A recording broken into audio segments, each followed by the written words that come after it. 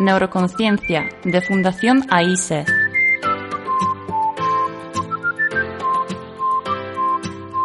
Con Juana Naya.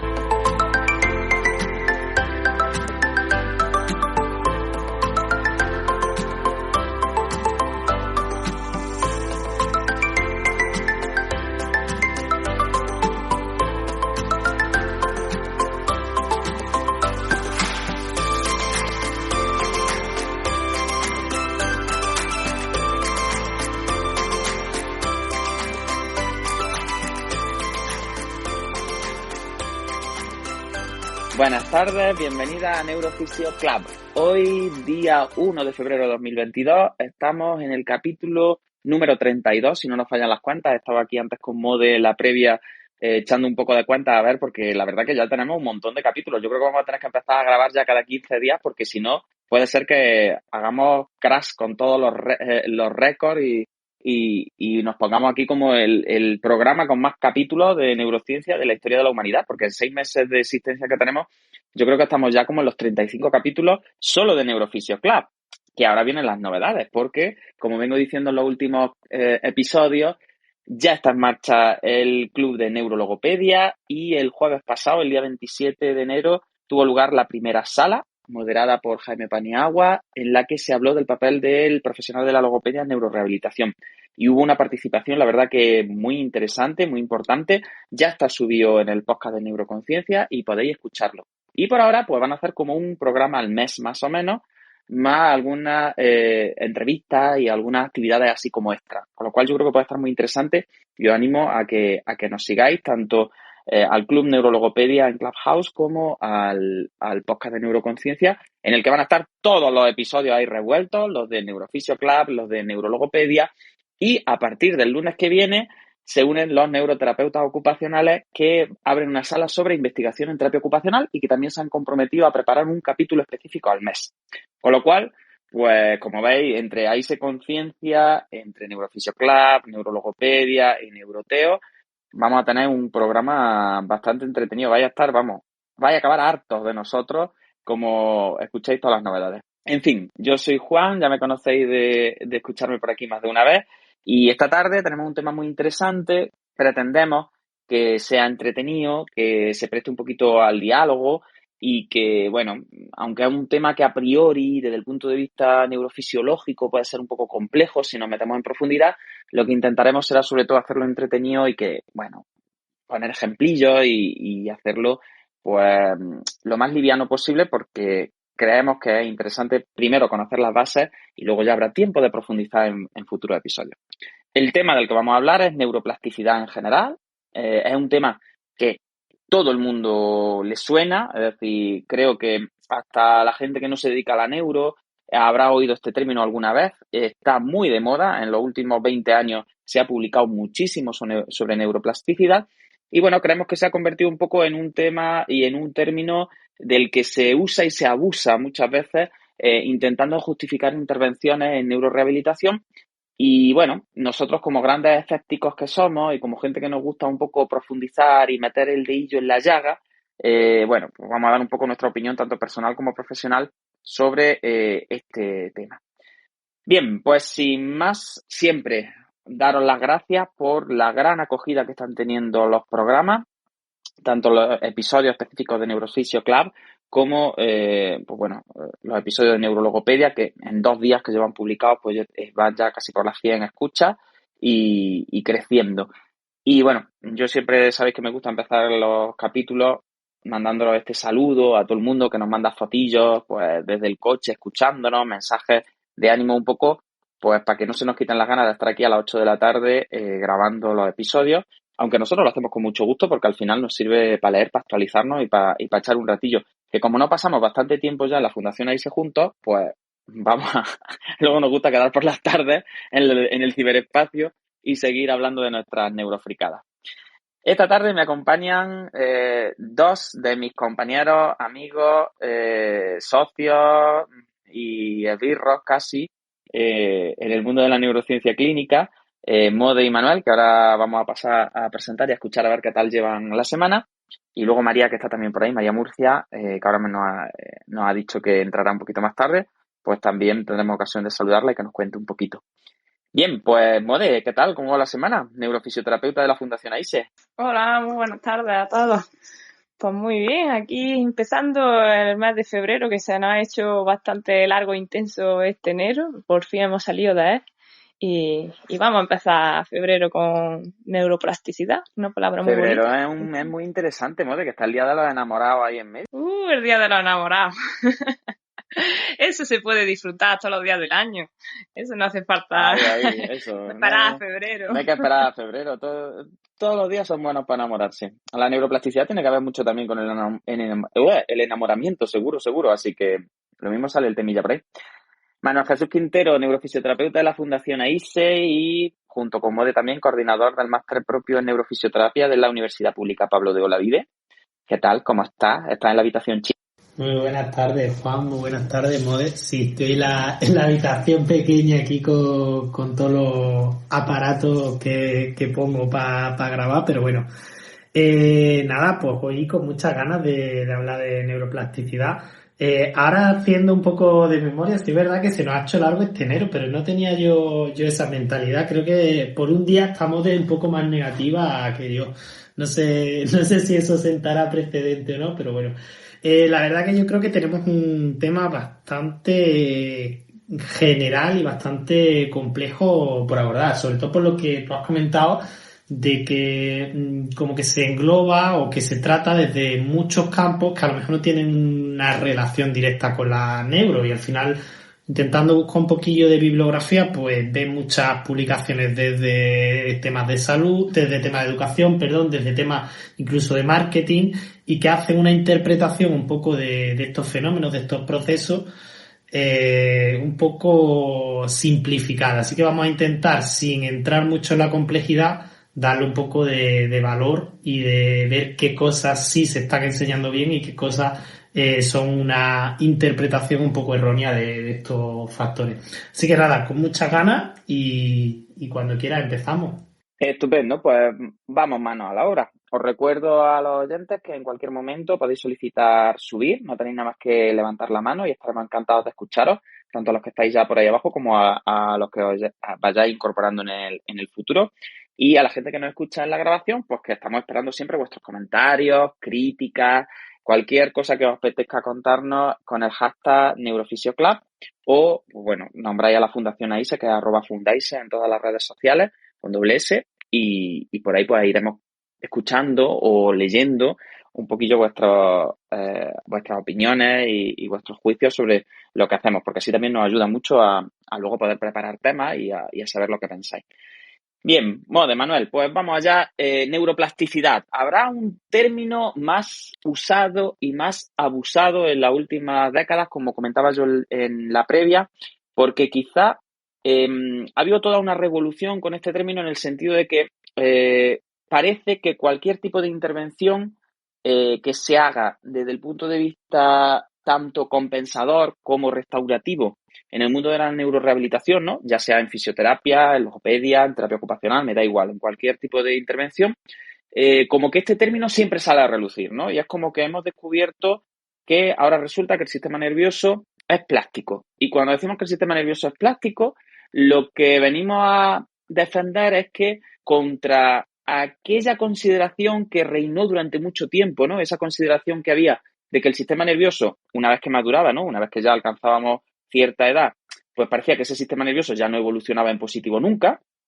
El sistema nervioso parecía que simplemente se iba deteriorando con la edad, se deterioraba cuando enfermábamos, se deterioraba con algunos factores de riesgo, pues con algunas drogas que tomamos a lo largo de nuestra vida, ¿no? El alcohol, el tabaco, con el sedentarismo, con una alimentación que no sea la adecuada. Es decir, se consideró durante mucho tiempo que el sistema nervioso ya, una vez que florecía durante el desarrollo, pues ya lo único que podéis hacer es prácticamente ir deteriorándose. Más rápido o más lento, dependiendo del tipo de estilo de vida que lleváramos, pero deteriorándose.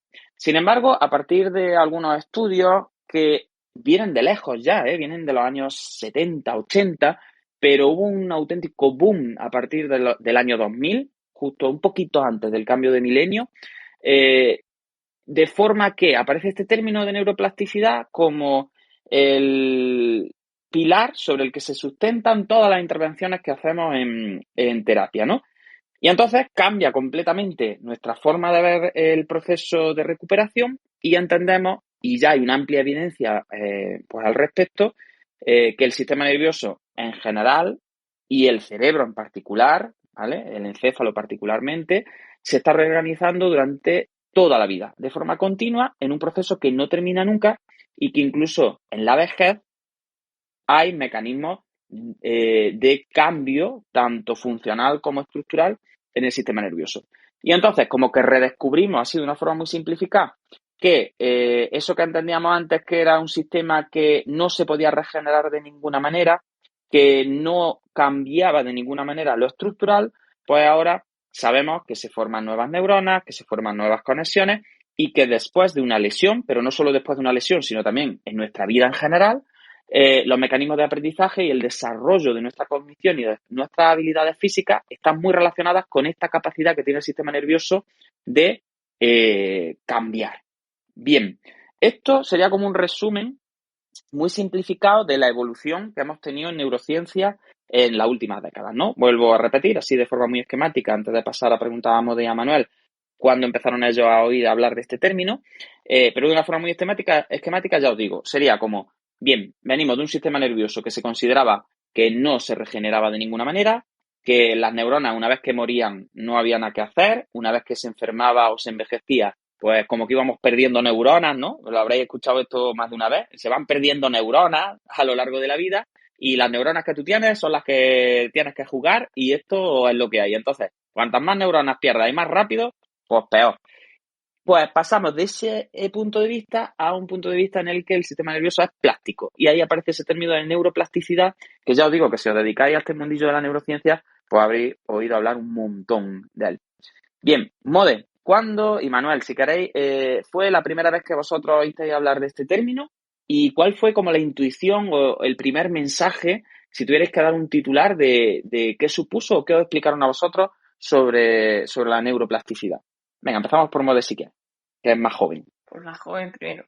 Pues no sé, estaba aquí dándole vueltas y no me acuerdo exactamente cuándo fue la primera vez, pero yo creo que sí que ya en la carrera me introdujeron esto, por lo menos lo nombraron el término de neuroplasticidad y a mí lo que me hace escuchar como que hay una recuperación, una posibilidad, si hay plasticidad, hay una posible recuperación funcional. Están cambiando todas las redes que se han lesionado, pues intentan buscar caminos alternativos para establecer nuevas conexiones y poder seguir funcionando. Estupendo. Una primera idea que comentamos y que ahora tenemos que desaprender un poco, ¿no? Y que a todos nos contaron desde el principio, es que la neuroplasticidad está relacionada con la recuperación, ¿vale? Fijaros que siempre se habla de la neuroplasticidad como si fuera algo que siempre se produce después de una patología o después de una lesión. Y ya veremos ahora dentro de un poquito que eso no es del todo cierto, ¿no? Aunque se hable principalmente de ella después de la lesión, la neuroplasticidad es un fenómeno que no es exclusivo de la recuperación, sino que también se da de forma, de forma cotidiana, de forma casi prácticamente diaria y es inherente al propio funcionamiento del sistema nervioso. Pero es muy importante esa primera idea que nos da Mode porque sí es un cambio un poco de chip el que tenemos que hacer y entender que la neuroplasticidad no solo está presente tras una lesión en el sistema nervioso. No solo va unida a la patología, sino que la neuroplasticidad es un proceso, vuelvo a repetir, que está íntimamente relacionado con el propio funcionamiento del sistema nervioso. Es decir, es como va implícito en el funcionamiento del sistema nervioso esta capacidad de reorganización. Bien, Manuel, en tu caso, a ver si que eres más mayor que Mode, ¿cómo te presentaron este término y qué supuso para ti? ¿En qué contexto oíste hablar de la neuroplasticidad? Hombre, Juan, más mayor, un anillo más mayor que... Ay, Manuel, en un año se hacen muchas cosas. Ya, un año es muy peligroso. Bueno, yo he aprovechado que me has dejado el tiempecillo preguntando a la Mode para sacar mis apuntes de la carrera, los famosos apuntes de... Madre de mía, neuro. los apuntes de la carrera de Manuel, eso en Neurofisio Club ya suponen casi es como el libro gordo de... Pues mira, por primera vez creo que no es tan del todo mal. Obviamente un Hombre, Manuel, contenido no un poco... diga eso tampoco, chiquillo. No, hombre, pero todas las veces que la he sacado, pues le he hecho alguna crítica o alguna crítica a los apuntes, ¿no? La verdad es que, bueno, son un poquillo introductorios, pero más o menos bastante bien. Y nada, pues ya en ese primer tema de fisioterapia neurológica, pues hablaba un poco de esa capacidad del sistema nervioso, que yo creo que viéndolo ahora un poquillo se entiende como un poco esa un poco capacidad mágica del sistema nervioso de irse adaptando al entorno, a la experiencia, que muchas veces, pues si no tiene mucho muy en cuenta todos esos contenidos o todos esos conocimientos pues sobre entornos, sobre tareas, pues parece un poco como que el sistema nervioso pues se lo cocina él solo y se lo hace para hacer esos cambios estructurales irse modificando. Pero sí es verdad que en este caso tengo que decir que ya en mis apuntes de primero aparecía esa palabra mágica de plasticidad neuronal y hablaba un poco de esos mecanismos de corto y largo plazo de la plasticidad neuronal. Así que hoy le podemos dar un punto positivo a estos apuntes. Bueno, la verdad que sí. Yo creo que este término, en principio, al ser novedoso, relativamente novedoso, ¿no? Que ya nos parezca el pan nuestro de cada día, creo que en las formaciones de grado vuestras ya se daría bien. De hecho, yo en la diplomatura también oí hablar de plasticidad. Y Manuel nos ha dado también una idea que yo creo que es muy interesante sobre cómo la plasticidad no es solo un mecanismo intrínseco al sistema nervioso desde el punto de vista estructural, sino que la plasticidad está íntimamente también relacionada con mecanismos contextuales, con el entorno y con la estimulación de distintos tipos para generar esos cambios que van a hacer que el funcionamiento del sistema nervioso se reorganice. Entonces, yo creo que con esas dos ideas que nos han presentado Mode y Manuel, podemos empezar como a desarrollar este concepto. Si os parece, como nosotros somos muy desordenados, yo voy a dar una primera definición de neuroplasticidad, así como muy, muy, muy sencilla, y a partir de ahí, si queréis, podemos empezar a ir desarrollando, Manuel, y hablando de conceptos como un poquito más complejos. Bien, si tuviéramos que hablar de una definición de neuroplasticidad, la más sencilla para mi gusto, aunque hay muchas por ahí en la literatura, sería como esa capacidad de adaptación que tiene el sistema nervioso, no solo de adaptación, sino también de compensación. Es decir, no solo es un mecanismo que mejora el funcionamiento o lo restituye, ¿vale? Sino que también puede estar implicada en la compensación, que el sistema nervioso hace tanto de forma estructural como funcional frente a procesos patológicos, que sería pues el término que nosotros hemos escuchado más. Esos procesos patológicos son de distintos tipos, pueden ser tanto congénitos como adquiridos, y por tanto, esta sería como esa primera faceta de la neuroplasticidad, como decíamos, como mecanismo de recuperación, como mecanismo de compensación, como mecanismo ligado a la lesión, a la patología en el sistema nervioso. La parte que hay que completar, que yo comentaba con la definición de Mode, es que este proceso no solo sirve frente a la patología, sino que también es un proceso que optimiza los recursos neurales, que optimiza la actividad de las estructuras que tenemos disponibles en el sistema nervioso, también en la salud, y que al final es como el mecanismo inherente a la adaptación del sistema nervioso. Si os acordáis de la definición que se hacía del sistema nervioso, que se hacía ya desde la carrera, que se hacía ya de una forma casi cuando éramos chiquitillos incluso, y nos hablaban del sistema nervioso en primaria o en secundaria, ¿no? Y siempre se decía que la función primaria del sistema nervioso era la adaptación al entorno.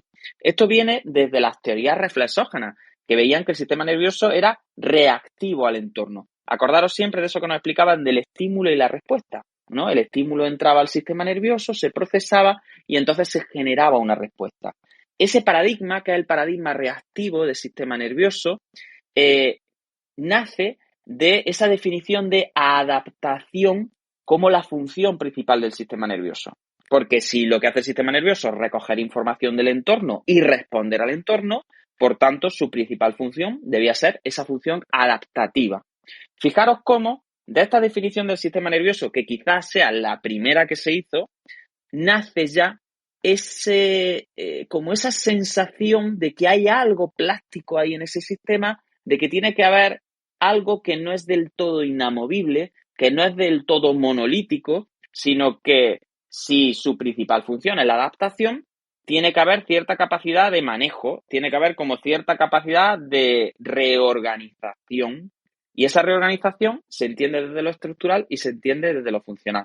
No sé, Manuel, ¿qué opinas de esta definición que yo he dado así un poco rápido de la plasticidad? Si tú añadirías algo más y si crees que es importante esa distinción de no entender solo la plasticidad como un proceso posterior a una lesión, sino como algo que se produce desde el momento en el que empezamos a desarrollar el sistema nervioso y hasta el momento prácticamente que morimos. Pues bastante completa la definición, Juan, y yo creo que, como bien comenta, es muy importante no sacar este término solamente cuando estamos hablando de una recuperación tras lesión o en una degeneración, o siempre como una forma de compensación a un daño. No, estamos hablando que es un proceso continuo que pasa durante toda la vida de la persona, aunque obviamente es más marcado o es más activo durante la época del neurodesarrollo, cuando el niño está empezando a desarrollar ese sistema nervioso. Obviamente ahí se van a producir muchísimos más cambios. De hecho, uno de los grandes mitos, que yo creo que esto tiene también las dos colas, tiene el mito en positivo y el mito en negativo. Uno de los grandes mitos era que el neurodesarrollo solo se produce la neuroplasticidad, un proceso que solo se da durante la infancia. No, es un proceso continuo, pero como bien os he comentado, obviamente durante esta infancia va a ser un proceso mucho más activo, mucho más florido, mucho más visible. Por el contrario, a medida que vamos avanzando en edad, esos mecanismos se ven un poco más reducidos, pero aún así no significa que no haya estos mecanismos. Y después está el otro mito, que es justamente al contrario, que se basa como en la neuroplasticidad es un proceso continuo y por tanto cualquier persona, independientemente de su edad, independientemente de sus condiciones, independientemente de todo, va a poder modelar completamente su sistema nervioso, y muchas veces esto se utiliza como un poco los términos estos de psicología positiva o de empoderamiento, y obviamente también tenemos que ser conscientes de las limitaciones que tienen estos procesos de neuroplasticidad. Entonces, creo yo que habría que encauzarlo un poco por esa línea. No sé un poco, Juan, qué opinas sobre esto, y si quieres ahora empezamos un poco a hablar de ese término de neuroplasticidad dependiente de experiencia, que también nos viene mucho a colación de lo que has comentado.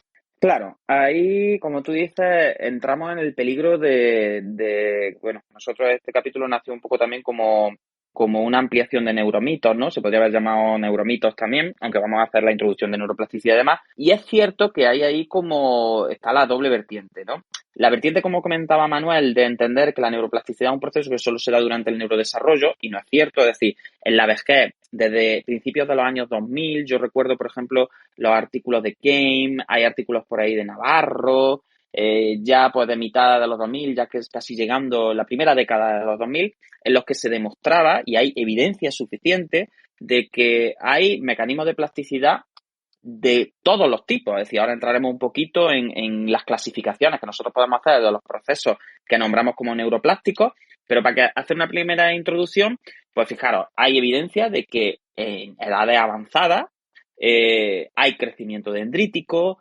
hay el sprouting, que se llama, que es como si se ramificaran también los axones, hay crecimiento axónico, hay incluso regeneración de neuronas en algunas áreas muy específicas del sistema nervioso. Es decir, es un proceso que, como decía Manuel, hasta el día prácticamente que nos morimos, el sistema nervioso está generando cambios estructurales. Bien. Por tanto, ese primer mito que lo asociaba al neurodesarrollo es falso, pero luego está la otra parte, que es lo que comentaba también Manuel, el hecho de que se den procesos de neuroplasticidad durante toda la vida no habla de la potencia de ese efecto. Es decir, y eso es muy interesante.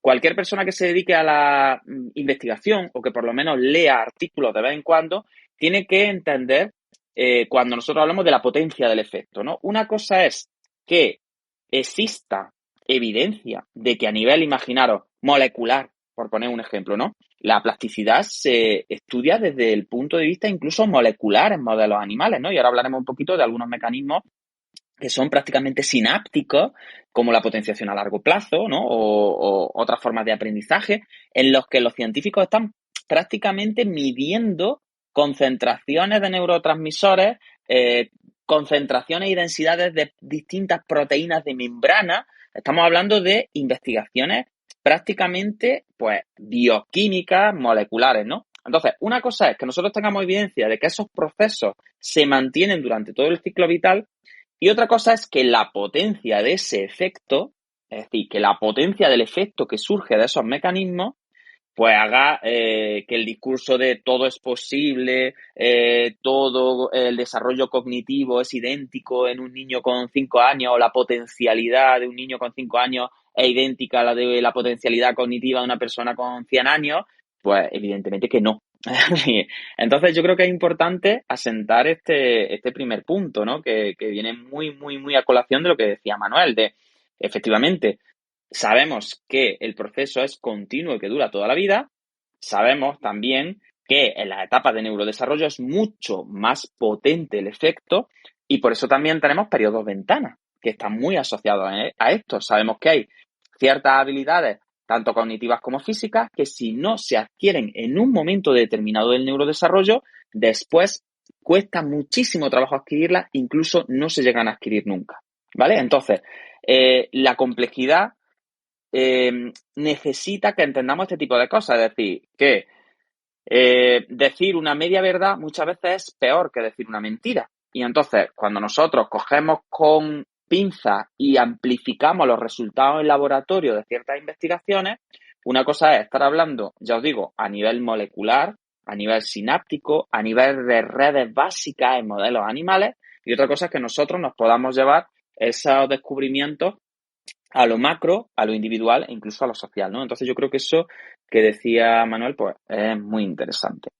Así que, si os parece, podemos hacer una primera distinción en ese sentido. Y luego también, importantísimo, cuidado con este tipo de relaciones tan directas entre lo que ocurre desde el punto de vista estructural en el sistema nervioso, sea desde el punto de vista molecular, o sea, desde el punto de vista más a lo macro, y la función, porque al final eso también es caer en una falacia, y es la falacia estructural en el sistema nervioso. Es decir, una cosa es que haya zonas del sistema nervioso que se reorganizan, redes que se reorganizan, neuronas que crecen, nacen y se desarrollan en ciertas partes del sistema nervioso, y otra cosa es que eso esté directamente relacionado con un cambio funcional. Mucho cuidado, es decir, no podemos hacer relaciones directas entre actividades estructurales en el sistema nervioso y calidad de función, ¿vale? Y esto también se ve mucho por ahí, lo trataremos en algún capítulo sobre todo, de pues todo esto que muchas veces se dice, es que la técnica de tratamiento fulanito, menganito es muy buena porque genera activaciones no sé dónde, y porque fíjate, estas áreas están muy relacionadas con áreas de plasticidad que están en desarrollo y que se ha demostrado, pero claro, tú te vas luego a los artículos y dices, vamos a ver, sí, una cosa es que yo haya demostrado que hay un aumento en la densidad de cierta proteína de membrana que favorece la conducción y la comunicación entre dos neuronas, y otra cosa es que eso vaya a generar cualquier tipo de implicación funcional en el desarrollo luego de una persona, ¿no? Entonces, por eso digo que muchas veces como que los medios de comunicación, y cuando hay intereses económicos también, sobre todo en las formaciones de posgrado y este tipo de cosas, interesa vender un método de tratamiento a los familiares muchas veces, y se utiliza este discurso de la plasticidad de una forma que es un poco dañina, ¿no? Entonces hay que tener muy presente que la cosa es mucho más compleja, y que aunque sea cierto que existen estos fenómenos, no es cierto ni que los tengamos todavía completamente estudiados, ni que porque existan esos fenómenos, ahora una persona que haya tenido un daño cerebral de cierta magnitud es potencialmente recuperable y potencialmente restituible al nivel que tenía previo a la lesión, ¿vale? Y eso sí queremos que quede muy claro desde el principio, porque yo creo que es un punto importante. Bien, Manuel, pues te paso un poco la pelota para que nos hables de la importancia. Yo sé que tú eres muy ecológico, eres muy contextual, has trabajado mucho en infantil, que eso al final le vuelve a uno, o le debería dar a uno, un punto de vista muy ecológico, Y que a ti te gusta mucho el tema de la plasticidad, como comentabas, dependiente de contexto, dependiente de entorno, y cómo tenemos que abandonar ese concepto de que la plasticidad es algo que depende única y exclusivamente de factores intrínsecos. Tenemos evidencia de que principalmente los factores externos, fijaros ya desde los años, ya ves tú, desde los años 50 del siglo pasado, sabemos que la experiencia puede modificar la estructura cerebral. Y conforme se van publicando, cada vez asentamos más este conocimiento. Así que, Manuel, te cedo un poquillo la palabra para que nos hables sobre tu punto de vista de esta plasticidad que está inducida desde la experiencia. Totalmente, Juan, porque esto también nos podemos ir aquí un poquillo a una malinterpretación. Al final, muchas veces la neuroplasticidad pues se ha entendido, y yo aquí me lo llevo mucho, aunque no son términos que son completamente homólogos, pero me vaya a permitir que haga aquí una pequeña simplificación y que me lo lleve los dos al mismo extremo. Al final el neurodesarrollo también se ha ido mucho hacia ese enfoque de lo innato, ese enfoque desde solo depende pues de esos factores intrínsecos, y al final sí es verdad que todos estos fenómenos de neuroplasticidad, si me permitís, están escritos en los genes. Obviamente en los genes está escrito pues cómo se potencian, se hacen todas estas cosas. Lo que pasa es que a mí siempre aquí me gusta hablar un poquillo, pues uno de los padres de la teoría ecológica, que fue Voltaire, y de su teoría de la epigenética probabilística, que fue un poco la que desmontó este enfoque un poco más innato, porque esto al final es un debate pues, que en neurociencia y en neurodesarrollo en concreto pues nos ha llevado muchísimo tiempo. Y es que si el desarrollo infantil, si todas estas conductas y todas estas formaciones estructurales por las cuales el sistema nervioso se está desarrollando, pues tienen más que ver con lo innato o tienen más que ver con lo natural o un poco lo aprendido, ¿vale? Esa divergencia entre nurture y nature, que es un poco lo que el debate típico.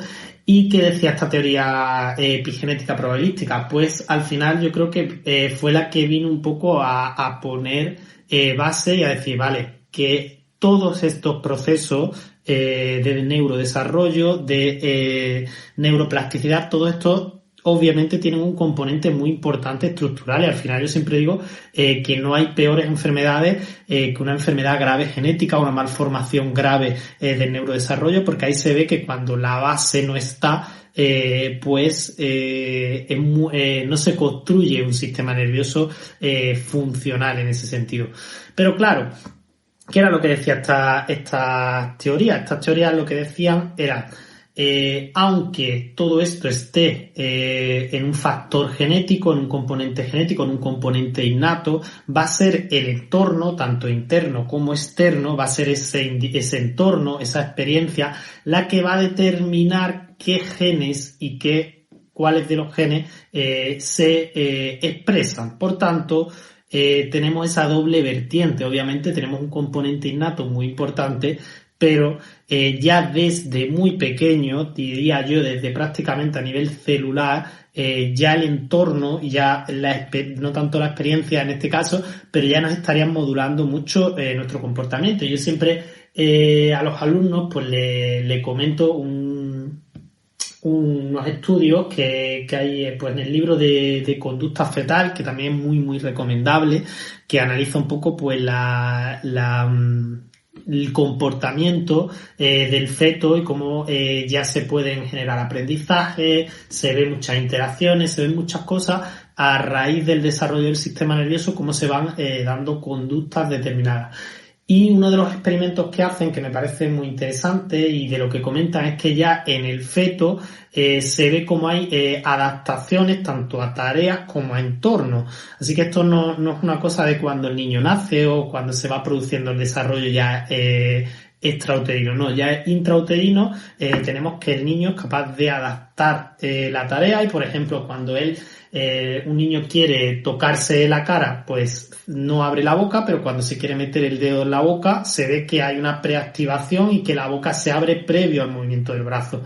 Por lo tanto, ya la tarea está influenciando esos movimientos. No son esos movimientos estereotipados o ese movimiento que no tenían esa funcionalidad como se nos había explicado. Incluso el entorno vemos como el tamaño del niño y el espacio intrauterino van modulando los patrones de pataleo que se presentan. Si esto nos lo vendían a nosotros un poco como no, esos pataleos son estereotípicos, se producen siempre igual, se producen siempre con una determinada patrón, pues no, estamos viendo como hay un factor del entorno que es completamente externo al feto, completamente variable en cada feto, que determina en gran medida el patrón que se produce. Por lo tanto, ya estamos hablando que estos factores dependientes de experiencia nos van a decir un poco cuál de estos fenómenos, si queremos llamarlos intrínsecos, se van a expresar o no se van a expresar tanto. Por lo tanto, un poco el que le da volumen a estos fenómenos.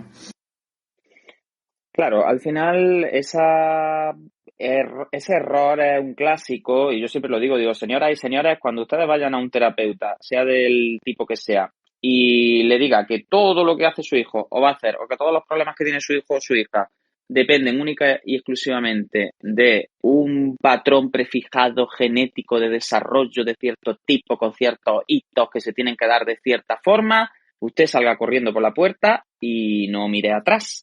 Y si ves a su hijo o a su hija, por supuesto.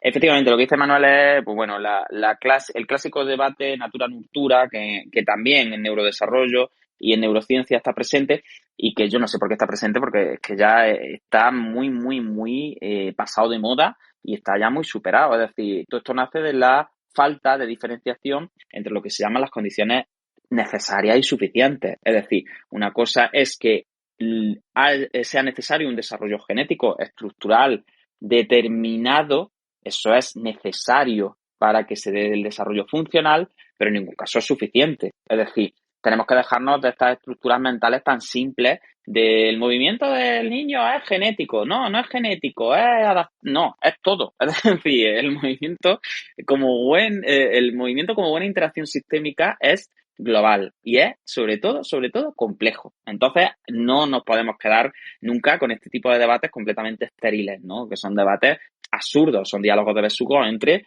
pues ya está, no, es que los patrones de movimiento son completamente genéticos, son pautas de actuación fijas que se decía en los bichos, y sabemos hoy en día que es que ni los organismos más simples pueden explicar su conducta, si le podemos llamar conducta a este tipo de interacciones tan simples que muchos organismos llevan a cabo.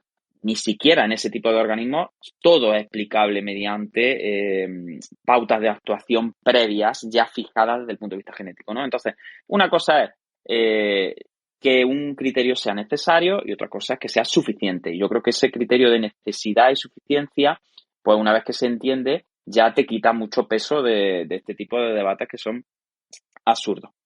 Bien, pues Manuel, si te parece, vamos a ir avanzando un poquillo y vamos a presentar otro tipo de malentendido que se tiene mucho con la neuroplasticidad. Y desde aquí, lo comentaba antes, Mode, ¿no? Siempre se ha unido, ya lo hemos dicho varias veces, la neuroplasticidad a la patología. Pero incluso también se ha unido mucho la neuroplasticidad a la patología del sistema nervioso, ¿vale? Es decir, es como que siempre se ha entendido que los mecanismos de neuroplasticidad aparecen única y exclusivamente cuando es el sistema nervioso central el que se altera. Y luego hablaremos un poco de cuáles son los procesos que entran en juego, ¿no?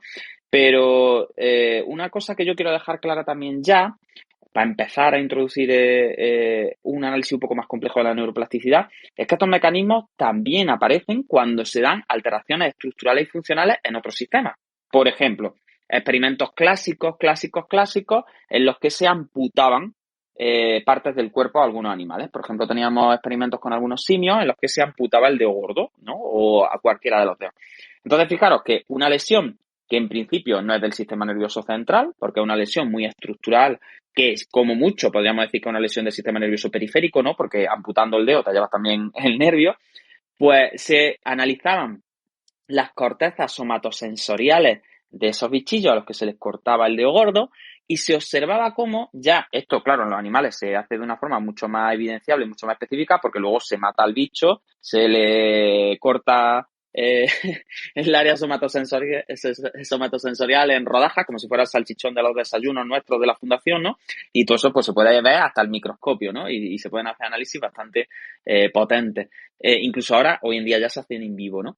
Se veía cómo se habían formado ya ciertas colaterales por las que las neuronas del área somatosensorial que se ocupaban de recibir la información sensitiva de ese dedo gordo, 5 minutos después, que esto también es algo que es importante remarcar, es decir, los procesos de neuroplasticidad son continuos, no tienen un momento determinado en el que se producen y van desde fenómenos muy rápidos en los que prácticamente hay cambios en minutos hasta fenómenos que se producen a largo plazo, como es el caso, por ejemplo, de las memorias a largo plazo, ¿no? De cómo nosotros nos podemos acordar de cosas que pasaron hace décadas, ¿no? Entonces, fijaros, a los 5 minutos de que a estos bichillos se le hubiese cortado un dedo, las neuronas que se ocupaban de recibir la sensibilidad de ese dedo y de recibir, por ejemplo, los estímulos propioceptivos del movimiento de ese dedo, que ya no existe, están automáticamente generando nuevas conexiones y se están produciendo nuevos axones, se están produciendo nuevas ramificaciones que las conectan con otras partes del cuerpo, por ejemplo, con los otros dedos de la mano que no han sido cortados. Fijaros, entonces, la neuroplasticidad es un proceso que no solo aparece cuando a mí me da un ictus y tengo una lesión en el encéfalo, no sé cuánto, sino que también es un proceso que como que genera cambios funcionales cuando el sistema nervioso tiene también que generar una estructura nueva o cuando hay cambios estructurales en otras zonas de nuestro cuerpo. Yo no sé, Mode, si alguna vez te habías planteado este tipo de plasticidad y si, no sé, si te había pasado alguna vez por la cabeza también considerar la plasticidad no solo en la patología del sistema nervioso central, sino también como una forma de aprendizaje frente a cambios estructurales que pueden ser con la edad, pues con una amputación o cosas un poquillo no tan graves, ¿no? Pero que también dependen un poco de la vida, ¿no? Del cambio que se produce en nuestras estructuras conforme nos pasan cosas. Sí, sí que había escuchado que se generaban pues, estos procesos de plasticidad, incluso de forma negativa, como lo estaba hablando ahora de amputaciones, yo me había ido al miembro fantasma, que también se generan cambios de plasticidad, pero que no siempre son positivos. Y estaba pensando ahora mismo en eso, ¿la plasticidad es siempre positiva o puede ser que sea mala también? Bueno, pues vamos a ver, esto aquí sí se abre debate, es decir, la MODE ha lanzado ahí el dardo envenenado porque He abierto un melón. ha abierto el melón, gordo, ha abierto la tripa de salchichón. Bueno, vamos a ver. Eso, yo Si según mi quieres lo opinión, ahora ves qué dejamos para opinas. el final. No, ni Otro mucho menos, capítulo. ni mucho, no, Mode, nosotros, otra cosa no, pero no nos escaqueamos. A ver, y esto ahora ya opináis vosotros un poco, la neuroplasticidad siempre se presenta como algo positivo. Es decir, cuando se habla de neuroplasticidad, siempre se plantea como algo beneficioso, como algo que va a mejorar el aprendizaje, mejorar nuestras capacidades, como que nos va a restituir los sesos que hayamos perdido si nos han quitado algo, hemos tenido una hemorragia o un ictus o lo que sea, los sesos que se han muerto, pues nosotros los regeneramos, ¿no? Y por eso, pues recuperamos la función. Entonces, la neuroplasticidad siempre se presenta de esa forma positiva.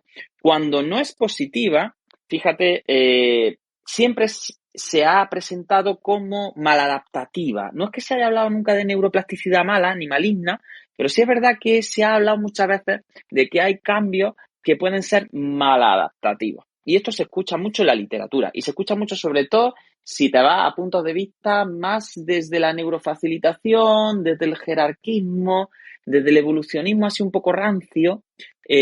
Muchas veces se oye esto de la plasticidad maladaptativa. Bueno, no sé si lo había escuchado. Yo, según mi opinión, no hay neuroplasticidad negativa ni maladaptativa. Yo eso lo tiraba a la basura. Porque creo que al final es como dar una connotación de bueno o malo, positivo o negativo, que es una connotación muy filosófica y muy del ser humano. Es decir, lo bueno y lo malo tiene unas connotaciones que ya entran casi en lo ético y casi en lo moral, ¿no? Más que... Entonces, por poner un ejemplo de neuroplasticidad que se ha considerado maladaptativa. Por ejemplo, la espasticidad. La espasticidad es un proceso que todo el mundo más o menos conoce. Si no, podéis escuchar los 3 capítulos de espasticidad que tenemos aquí en el podcast. Y bueno, pues la espasticidad es un proceso que sabemos que aparece después de una lesión en la vía piramidal de forma clásica, aunque hay muchos peros, ¿no? Pero esta espasticidad al final surge por un proceso de plasticidad. Es decir, yo tengo una lesión en alguna parte de la vía piramidal, por tanto, disminuye el drive corticoespinal, es decir, la capacidad de esa vía piramidal de generar la gestión del movimiento voluntario, y entonces aparece como un momento en el que la médula, la pobretica, está ahí y dice, Dios mío, le han pegado un petardazo a la cabeza en algún sitio. ¿Qué pasa? Que yo ahora veo que mucha información que me llegaba desde el encéfalo, ahora ya no me llega o me llega con una calidad peor. Entonces, si la vía piramidal está afecta, hay otras vías, hay otras zonas del encéfalo que me pueden servir.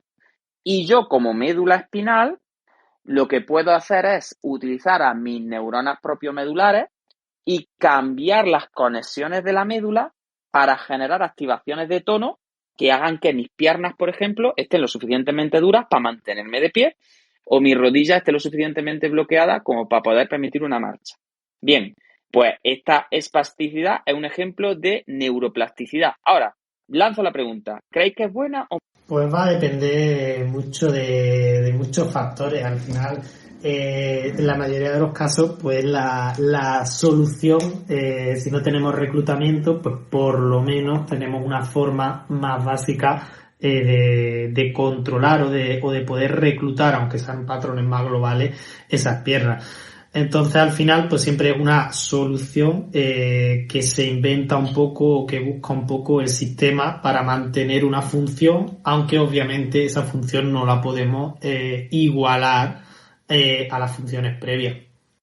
Claro, pero fíjate que a la espasticidad nadie la llama neuroplasticidad. Es como que, no, la neuroplasticidad es muy buena. Y la espasticidad, como es mala, es indeseable, ya no es neuroplasticidad, ya es otra cosa.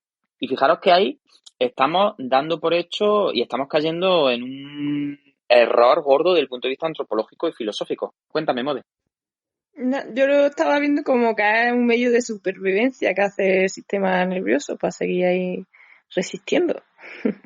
Efectivamente, por tanto, bueno o malo, fijaros que nace de con qué comparamos.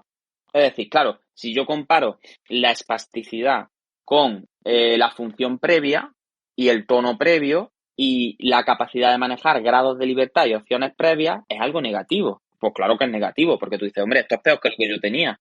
Muy bien. Pero claro, eso es un error, porque volvemos a lo mismo, esa falacia restitutivista, si la llamamos restituyente, como se diga en español, ¿no? Del sistema nervioso. Es decir, claro, la espasticidad es muy mala si tú la comparas con un sistema nervioso que no está lesionado. Pero es que tú no puedes comparar la espasticidad con un sistema nervioso no lesionado porque el sistema nervioso está lesionado. Por tanto, tú lo que tienes que comparar es la espasticidad con la potencialidad de ese sistema nervioso. Y esto es muy importante, porque otra definición de neuroplasticidad nace de esa diferenciación entre esos dos procesos. Es decir, una cosa es el rendimiento actual, es decir, el fenotipo, lo que yo observo, ese es mi rendimiento ahora, y otra cosa es el rendimiento potencial, es decir, con el sistema nervioso como lo tengo, hasta dónde puedo llegar. Entonces, si nosotros partimos de la definición de espasticidad, incluyendo este rendimiento potencial, en muchos casos no podremos hablar de que la espasticidad sea mala, sino que tendremos que decir, bueno, esto es lo máximo que se puede alcanzar con las condiciones del sistema en este momento. Porque el sistema nervioso, y esto es importante remarcarlo desde ya, hoy por hoy, hoy en día, no se puede regenerar. Es decir, es cierto que existe crecimiento neuronal, se llama neurogénesis de hecho, y ahora hablaremos un poquito de la neurogénesis si queréis.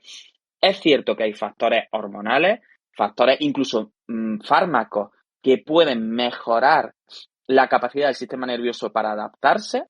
Hay sustancias, pues como son las sustancias adaptógenas, que ahora se habla mucho de ellas y que también pues dan lugar a todo un mercado de la magufería, ¿no? Como se dice, y en fin, que podríamos también hablar de muchos neuromitos en ese sentido. Pero bueno, es decir, sea mediante entorno, sea mediante fármacos, sea mediante tratamientos hormonales, sea, es decir, me da igual. es cierto que nosotros podemos generar esa potencialización o como ese subir el listón un poquito del sistema nervioso, pero hoy por hoy no hay ninguna intervención que regenere la funcionalidad del sistema nervioso a niveles previos.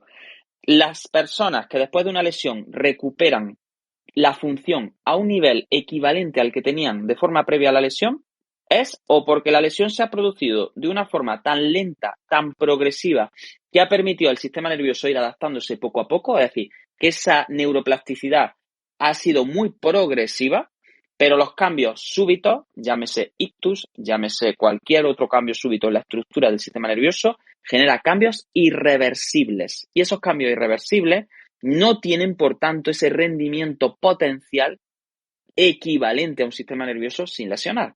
Por tanto, fijaros que lo de la neuroplasticidad negativa no deja de ser una filtración de nuestra ideología hacia la ciencia. Es decir, bueno, como yo doy por hecho que sería posible o potencialmente posible obtener un rendimiento equivalente al prelesional, pues esto no me sirve y por tanto es maladaptativo y por tanto esto es un tipo de neuroplasticidad que no es deseable. Y todos los ejemplos de neuroplasticidad negativa al final se basan mucho en este tipo de enfoque, es decir, son enfoques que tienen que ver más con lo ideológico y que tienen que ver más con lo correctivo que con el hecho de que la estrategia que se está poniendo en práctica sea buena o sea mala. Porque el sistema nervioso no entiende de bueno o malo. El sistema nervioso lo que entiende es de con las estrategias que me quedan después de una lesión, pero vaya, después de una lesión o con el envejecimiento o con una mala vida o con haber trabajado mucho o con haber tenido mucho estrés. Es decir, con lo que tengo que tener un potencial adaptado y tengo que sacar y exprimir la máxima potencialidad a mis recursos. Y por eso muchas veces la ideología pues tiñe lo que vemos publicado y también tiñe la forma en la que entendemos algunos signos. Por eso vuelvo a repetir, fijaros que el tema es espinoso, pero que al final se merece ese desarrollo, esa forma de cambiar el chip y decir, no, mire usted, hay cambios neuroplásticos que no son positivos si usted compara la potencialidad de no tener ninguna lesión, pero no es negativo per se. No sé, Mode y Manuel. Pues yo, Juan, lo comparo un poquillo con también, si quieres pongo otro ejemplo en el que yo también lo veo muy claro, que es un poco el que comenta Sang Wei Ku en su libro de control motor, porque una de las... Ellas no llegan... Sang Wei Ku y Volakov, que la pobre Volakov nunca la nombramos. El otro día estaba yo hablando en Hemisferio en una entrevista y lo mismo, el libro de Sang Wei Ku, y me decía Javier Sánchez, decía, hombre, y Volakov también. Digo, sí, digo, es que con lo de tener un apellido compuesto yo siempre me creo que Sang Wei es una y Ku es la otra. No, Sang Wei Ku es una y Volakov la otra. Pobrecita, vamos a nombrarla. Bueno, pues sí, completamente cierto. Ellos no llegan a hablar un poco de maladaptativo o no maladaptativo, sino ellos hablan de habilitante o no habilitante, ¿vale? Pero uno de los ejemplos que pone, y ahora pensándolo un poco con lo que has dicho, digo, creo que podría ser un buen ejemplo. Ellos hablan del síndrome del desuso, síndrome del no uso aprendido, como una neuroplasticidad, pues que podría ser entendida, como habías comentado, de la maladaptativa, de cómo cómo se aprende a no usar ese miembro, cómo ese sistema se reorganiza para no usar el miembro. Y esto me viene mucho a colación un poco con los experimentos que se hicieron pues muchas veces con monos, a los que le hacían pues ablaciones de la corteza motora, incluso de la corteza y zona premotora, y al final pues lo que hacían era le ataban la mano, le provocaban un daño, se le provocaba una hemiparesia en el lado contralateral y le ataban la mano en principio sana. Y lo que veían es que ese mono pues al final desarrollaba una función mucho mejor que a la que no se le restringía el movimiento con el miembro sano. Entonces, por aquí se desarrolló mucho pues todo el tema de terapias restrictivas, de este síndrome del no uso, que es un poco en lo que se basa. Pero claro, Esto yo creo que también tiene un poquillo de trampa en el sentido. Primero que tenemos que salvar un poco el tema de experimentos de animales y que el sistema nervioso de los animales no funciona exactamente como el nuestro. Pero claro, lo estamos viendo desde un enfoque de tenemos a un mono con hemiparesia en un laboratorio, en un centro controlado, con un entorno completamente controlado y al que yo lo obligo a no usar la mano. Yo siempre digo que si tú coges a ese mismo mono y lo sueltas en la selva y tiene una mano hemiparética y la otra se la atas tú, yo te digo que ese mono no creo que aguante las 2 o 3 semanas que tú quieras hacer de experimento. Entonces, obviamente, a nosotros nos parece mal adaptativo, pero si me voy desde el punto de vista desde ese mono, pues creo que para ese mono es mejor no usar el miembro afecto e intentar avanzar y seguir con su supervivencia con el miembro sano que con esa potencialidad o esa ideología que nosotros le metemos de no es que si usa solo la mano se va a recuperar mejor. Y obviamente vuelvo a poner aquí un punto que creo que quede muy claro, la recuperación de los animales tras daño neurológico es completamente diferente que la de los humanos. Por tanto, no podemos extrapolar estos resultados. Pero me gusta como a modo de ejemplo. Pues sí, de hecho, uno de los problemas que tenemos con los modelos animales, principalmente con los modelos animales, con los cuadrúpedos y con nuestros primos monitos, como tú dices, que me gusta mucho desde el punto de vista del mono, ha sido como, en fin, podemos cantar aquí la canción de Macaco.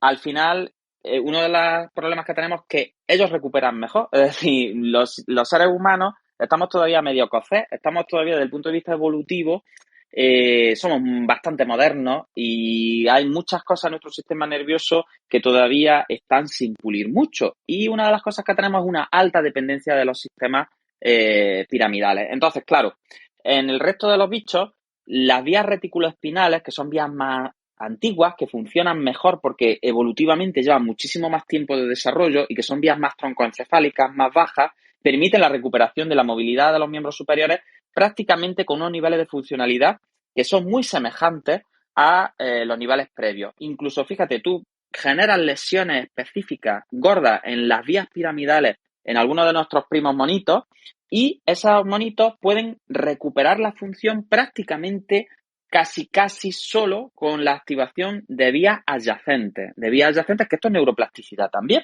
Vías adyacentes a la vía piramidal. Y entonces, en vez de venir el movimiento disparado desde las cortezas motoras primarias, que son más altas, que son más modernas, pues como si el móvil, como si tenemos un ordenador, un móvil y dice, bueno, se me ha roto un poquillo la memoria o el procesador, pues voy a tirar de un sistema operativo que es un poco más antiguo y tiene menos cosas, tiene menos dibujitos, tiene menos emoticonos, tiene menos animaciones, pero para llamar y para mandar mensajes ¿vale? Entonces, en los modelos animales, siempre la recuperación después de una lesión nerviosa es mucho mejor, tanto en lesiones medulares, por los patrones generadores que se han estudiado hasta la saciedad en modelos animales y que en cuadrúpedos, por ejemplo, se obtenían resultados bastante positivos en lesiones medulares, como también en las propias lesiones encefálicas. Y fíjate, Manuel, aquí yo sí hago una salvedad, porque lo que pasa con el desuso, efectivamente, es un problema de tiempo y nuestro sistema nervioso tiene una mala y juega con algo en contra. Y con lo que juega en contra es que muchos de los procesos de neuroplasticidad requieren tiempo. Y como tú muy bien has dicho, a lo mejor un animal de laboratorio o una persona que está cuidada en un hospital o que está en su casa con su familia, es decir, cosas ya más culturales, tiene tiempo. Pero un bicho en medio de la selva no tiene mucho tiempo. Es decir, su sistema nervioso no se va a parar a decir, uy, he tenido una lesión, me he pegado un golpetazo en la cabeza. Ahora, mientras genero las conexiones necesarias y mientras esto se reorganiza, pues voy a dejar de utilizar la mano o la extremidad que tengo menos afecta, porque si utilizo mucha esa, entonces la otra no se me va a recuperar. Es decir, no tiene tiempo vital. ¿Por qué? Porque el sistema nervioso siempre juega en el presente. Es decir, juega de una forma adaptativa y con un buffer muy reducido. Entonces, lo que hace es, si este área se ha lesionado y las redes funcionales que están metidas en el ajo con ese área se han visto caídas en rendimiento, automáticamente y desde el minuto cero yo tengo que intentar sacar una estrategia de funcionamiento que me asegure la máxima potencialidad y supervivencia desde ese instante inicial. Entonces, claro, mucha de esta neuroplasticidad llamada maladaptativa o de desuso que se ve en la investigación no es que sea mentira. No. De hecho, es muy útil en el tratamiento. Pero claro, nosotros no podemos decir que eso es negativo. Nosotros estamos comparando, como tú decías antes, el no uso de una extremidad con la potencialidad de esa extremidad si se tiene el tiempo suficiente para asegurar la supervivencia de ese organismo para que esa extremidad recupere el funcionamiento. Y por otra parte también hay que dar por hecho que cuando nosotros decimos que la función de ese bicho después es mucho mejor si se restringe la función de la extremidad menos afecta, eso es verdad. Pero claro, si tú comparas con la función bimanual, si tú comparas con la función global, muchas veces será mejor o será peor. Es decir, porque desde el momento en que se produce la inhibición de las áreas lesionadas y la facilitación de otras áreas contralesionales, muchas veces se produce una hiperactivación de las estructuras que quedan remanentes. Y muchas veces se hacen incluso cambios de dominancia y esas extremidades que no han sido lesionadas adquieren un protagonismo brutal. Entonces, yo creo que hay que diferenciar mucho el proceso metabólico, el proceso molecular, el proceso de redes neurales de recuperación que nosotros observamos en el laboratorio, que nosotros observamos en investigación en entornos que son muy controlados y no podemos llamarle a eso positivo o negativo cuando el sistema nervioso, tanto de los modelos animales como nuestro propio, no juega con esa predicción. Es decir, las predicciones nosotros las hacemos con estructuras bastante más modernas dentro de nuestro sistema nervioso, pero la médula espinal no sabe de predicción, el troncoencéfalo no sabe de predicción. Él no dice, uy, voy a esperarme un poquillo, voy a reducir la inflamación de esta área y no voy a generar conexiones ni adaptación plástica en otras áreas, porque esto, a lo mejor si pasan 4 o 5 días, se baja la inflamación y entonces se me mueren menos neuronas. No puedes decir, espérate 4 días que baje la inflamación. Ese sistema nervioso desde el momento cero de la lesión tiene que trabajar con esa supervivencia tirando de las estrategias con las que cuenta, ¿no? Entonces yo creo que lo de la neuroplasticidad maladaptativa, desde el punto de vista de la neurorehabilitación, hay que siempre interpretarla en esos términos, en los términos de, vale, de esto es un conocimiento que a nosotros nos sirve porque nosotros desde fuera podemos darle tiempo a ese sistema para que no ponga en marcha mecanismos que si se hubiese esperado 2 semanillas, a lo mejor hubiesen generado una funcionalidad potencial mejor, ¿no? Entonces, es todo verdadero, es decir, es verdadero que existe el síndrome por desuso, es verdadero que se producen grandes inhibiciones, que si ahora queréis hablamos un poco de ellas, cuando se lesiona un área determinada, pues lo primero que aparece es una hipoactivación brutal, pero claro, todo eso hay que entenderlo no como una mala adaptación, sino en el sentido de, Dios mío, si se me pincha una rueda, pues tendré que apañarme con las otras 3 ruedas, ¿no? Pero no puedo decir, uy, espérate, voy a llamar a la grúa, ¿no? El sistema nervioso, por desgracia, no tiene esos mecanismos. Bien, pues si queréis un poquito, podemos hablar, Manuel, de algunos términos que yo creo que son interesantes en el mundo de la neuroplasticidad, por seguir presentando pues eso, conceptos que yo creo que son interesantes. Y si quieres, pues podríamos hablar, por ejemplo, por dar un ejemplillo así rápido, de los fenómenos de vicariación, ¿no? Que son uno de los más desconocidos y que, bueno, que yo creo que si damos algún ejemplo, nuestros oyentes y la gente del podcast a lo mejor pues le puede llamar la atención y así dejamos un poquito los rollos filosóficos y nos vamos en algo más concreto. ¿Nos habla un poquillo de la vicariación, si te parece? Perfecto, Juan. Pues el concepto de vicariación, pues como una propiedad o un fenómeno que se da en el sistema nervioso y es bastante simple. Al final lo que viene a decir es que una estructura puede hacer varias funciones o que varias funciones pueden estar realizadas por diferentes estructuras. Por tanto, si tenemos una estructura y se lesiona, esa función podría estar suplida por el resto de áreas que intervenían en cierto modo en esa función. Entonces, una de las propiedades que se dan en estos fenómenos de neuroplasticidad, sobre todo tras un daño cerebral. Fíjate, la vicariación es súper interesante, pero porque volvemos a lo mismo, no solo se da tras lesión. Fíjate, no sé si alguna vez, Mode Manuel, habéis unido el fenómeno de vicariación, por ejemplo, al cambio hemisférico que se da en la dominancia del lenguaje con el desarrollo, ¿no? Porque sabéis que algunas funciones son vicarias, es decir, las lesiones cerebrales que se producen en las primeras fases del neurodesarrollo, cuando son lesiones hemisféricas derechas, generan afasias verdaderas, es decir, generan trastornos del lenguaje y, sin embargo, en el adulto, los trastornos del lenguaje, la gran mayoría de los grandes trastornos del lenguaje son hemisféricos izquierdos.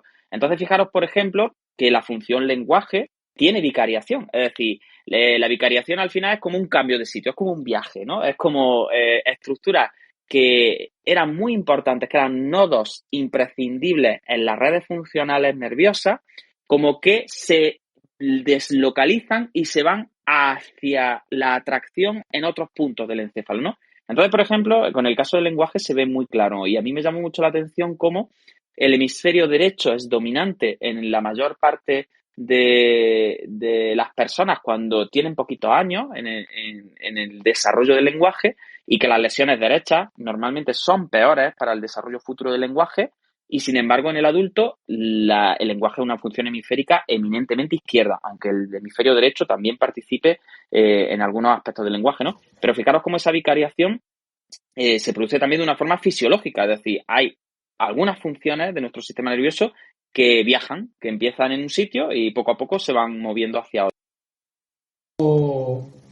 Tengo una anécdota de eso, de pecar un poco de novato. Esta es una de mis anécdotas de posiblemente de pecar de novato y la cuento rápido, si os parece, que creo que es muy ilustrativa. Pues nos llegó un chico, pues no recuerdo exactamente la edad, pone 4 añillos más o menos, pero no recuerdo muy bien la edad. Y nos vino un chico operado de un tumor temporal izquierdo. Claro, a mí me dan esa información, que era más o menos la única que teníamos para la primera toma de contacto. Pues claro, yo hablé con la logopeda y le dije, métete conmigo, porque yo me imagino que este chico pues tendrá problemas de lenguaje. Viendo la zona temporal izquierdo, pues seguramente tenga alguna afectación del lenguaje. Claro, mi sorpresa era que no tenía ningún tipo de afectación del lenguaje y parece que esta vicariación del lenguaje pues jugó un poco a favor en este caso de este chico y, a pesar de tener una lesión temporal izquierda, pues tiene un desarrollo del lenguaje completamente normal y completamente funcional. Así que yo creo que esta es la que hemos pecado un poquillo de novato. Y después yo creo que uní un poquillo a esto y bueno, también quiero saber un poco tu opinión, porque no sé hasta qué punto esto lo he escuchado muchas veces en neuro, pero no sé hasta qué punto es real y da cambios reales. Y sé que tú has leído mucho, Juan, sobre esto porque sé que te ha tocado un poquillo de cerca. Entonces, el tema de esa migración, de esa prehabilitación de funciones cognitivas en operación de tumores, ¿es real? ¿Eso se ha dado solo en algunas condiciones muy determinadas, con intensidades muy determinadas, o realmente es una práctica real y es una práctica que se utiliza y que se puede utilizar en población adulta? Pues fíjate, es verdad que está muy relacionado la vicariación con la prehabilitación, porque al final la prehabilitación no deja de ser una vicariación. Para la gente que no esté, o que a lo mejor lo llame de otra forma, ¿no? Porque yo sé que nos escucha mucha gente de otros países y que a lo mejor, pues bueno, los términos que nosotros utilizamos, pues no siempre son los mismos, ¿no? La prehabilitación es un tratamiento en el que, imaginaros, nosotros tenemos algún tipo de tumor, alguna malformación arteriovenosa. John cavernomas, por ejemplo, que son malformaciones arteriovenosas genéticas que muchas veces sangran, ¿no? Y que dan clínica y que a veces hay que retirar de forma quirúrgica porque pueden generar, pues bueno, riesgo de hemorragia importante y, bueno, pues todas las hiperpresiones y las muertes neuronales que se asocian a ellas, ¿no? Entonces, imaginaros que nosotros tenemos algo, voy a resumir mucho, algo en alguna parte de nuestro encéfalo que queremos retirar, sea un tumor, como ha dicho Manuel, sea una malformación de algún tipo, que sea peligrosa. Y tenemos la mala leche. Yo siempre a los neurocirujanos los admiro muchísimo porque los he visto trabajar y tengo buena relación con algunos, Y a mí me parece una barbaridad, ¿no? Porque desde fuera todo se ve muy fácil, ¿no? Y tendemos a pensar que el sistema nervioso es como un coche, ¿no? Que yo le quito una pieza, le pongo otra, le pongo una genérica, le pongo otra de que no es de marca, pero no, esto no, el sistema nervioso no funciona así, ¿no? Entonces yo no puedo quitar una parte de los sesos y que ya está, y que da igual, ¿no? Entonces, fijaros, esto nace porque alguien pensó y dijo, bueno, con las técnicas que tenemos ya de excitación eléctrica, ¿no? Porque sabéis que al final en el sistema nervioso, pues bueno, la forma de comunicación primaria tiene que ver con electricidad, ¿no? Tiene que ver con movimientos de iones principalmente en las vías nerviosas, así resumiendo mucho. Bien, pues dijo, bueno, pues si nosotros ya tenemos tanto equipos que pueden generar estimulación eléctrica inhibitoria, como también con el desarrollo de la transcraneal, es decir, la transcraneal al final, para que me entienda la gente, es como un imán muy gordo, un imán que lo que hace es generar una corriente, así hablando muy rápido, ¿no? Que afecta a determinada parte de nuestro encéfalo y que por tanto puede o facilitar su actuación, es decir, puede hacer como que esa zona se recargue de energía, para que me entendáis rápido y dispare mejor, o puede como atontarla, adormecerla. Entonces alguien se planteó y dijo, bueno, con los problemas que tienen los neurocirujanos retirando ciertas cosas de algunas áreas que son muy específicas, ¿qué pasaría si implementamos un tratamiento intensivo en el cual cogiéramos, imaginaros que tenemos un tumor en las áreas del lenguaje, ¿no? Que como ha dicho Manuel, son áreas que son muy específicas y altamente diferenciadas, ¿vale? Pues yo tengo un cavernoma, un tumor en ese área. ¿Qué pasaría si yo inhibo el área en la que se encuentra el tumor y entonces, inhibiendo ese área, instauro a la vez un tratamiento de facilitación del lenguaje mientras esas áreas están siendo inhibidas? ¿Me entendéis? Al final, para resumir mucho, es un poco lo que comentábamos antes con las manos. Es decir, es como si yo le atara la mano, es decir, le atara el temporal izquierdo y entonces, inhibiendo ese temporal izquierdo, ahora empiezo a trabajar ejercicios de lenguaje con ese paciente, le meto carga de lenguaje. ¿Qué pasa? Que si ese área está atonta, estaré estimulando que otras áreas que tengan capacidad de adquirir esa función se activen. Por tanto, si yo eso lo repito mucho, yo inhibo esas áreas que tienen la lesión y meto carga e intensidad de tratamiento, meto carga cognitiva en esas funciones, al final lo que voy a hacer es que la función en la que está en la lesión se desplace se facilite hacia otra área. ¿Sabemos qué áreas son? No. Esto es un poco como lo que decía Manuel, de lo que hago es atarle la mano y entonces solo teniendo esa mano atada voy a facilitar que la otra se utilice. Pues esto es lo mismo, nada más que desde el punto de vista eléctrico, para que me entendáis, ¿no? Entonces, cuando se produce la operación, ese neurocirujano puede ir como un poquito más tranquilo, por así decirlo, porque si tiene que retirar más cantidad o pasa cualquier cosa, esa función que es tan importante y que está en la zona de la lesión ya ha sido como desplazada a otra. Fijaros qué interesante y fijaros qué chulo.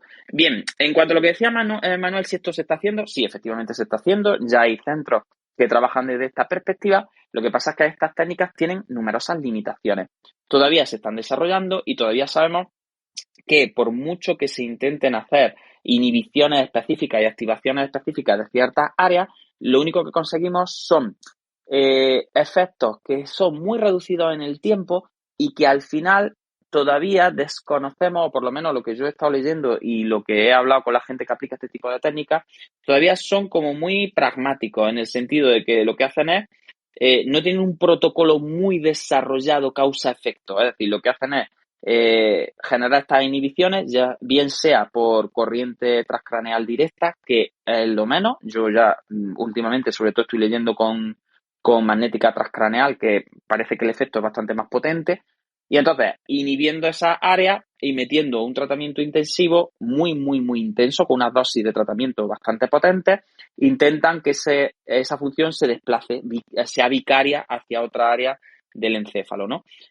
Pero ciertas personas responden bastante bien a este tipo de abordaje, pero otras muchas, bien sea por la edad, bien sea por características individuales, bien sea por incluso, como comentaba Manuel, la historia previa, es decir, Por ejemplo, si hablamos de una función como el lenguaje, no todas las personas han tenido una carga de lenguaje igual a lo largo, un entrenamiento, ¿no? Porque al final las funciones cognitivas pues se entrenan también, como se entrenan los músculos, ¿no? Los fisios estamos muy acostumbrados a entrenar con la musculatura y con las estructuras corporales, pero las capacidades cognitivas, pues el lenguaje, la atención, la memoria, también son entrenables y también dependen de la demanda que se haga de ellas, ¿no? Entonces, hay tantos factores que están implicados en el desarrollo cognitivo y en la capacidad de cambiar estas funciones a otras áreas que, bueno, los resultados no son nunca concluyentes y, bueno, lo hacen porque en principio han obtenido resultados muy, muy, muy prometedores y muy funcionales en algunos casos.